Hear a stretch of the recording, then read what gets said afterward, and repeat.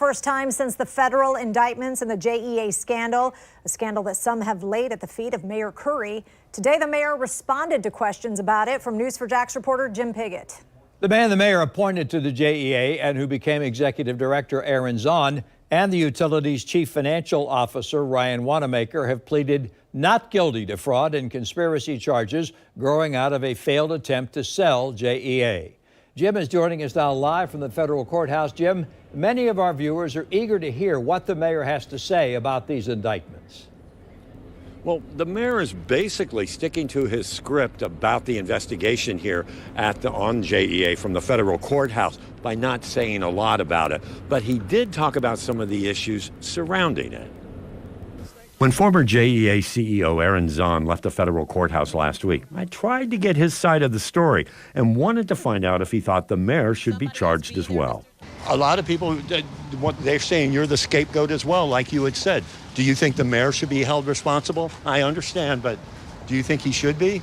I know it's hard to see, but he did put his hand on my shoulder and looked me in the eye, but didn't say a thing. Today, I had a chance to ask Mayor Curry the same thing, his thoughts on the charges. The mayor did talk, but basically stuck to an earlier statement where he believes it would be inappropriate to comment at this time. I know you don't want to talk about, but that's JEA. Sure. We saw your statement that you don't feel it's appropriate to talk at this time, but can you tell us why? Look, Jim, my administration will cooperate with any official inquiries into the management of the local utility, but out of respect for the ongoing legal process, I'm going to reserve further comment at this time. But not talking about the legal process. Right. Is there a sense of relief in your office that there were only 2 people indicted and nobody, say, in your staff or within the city? Was there a sigh of relief? Jim, I said what I have to say at this point in time. Well, what about all of the finger pointing? There's a lot of finger pointing at you in particular in all of this. Jim, I get fingers pointed at me on every single issue in the city. It comes with the job. So the finger pointing on any issue doesn't bother me.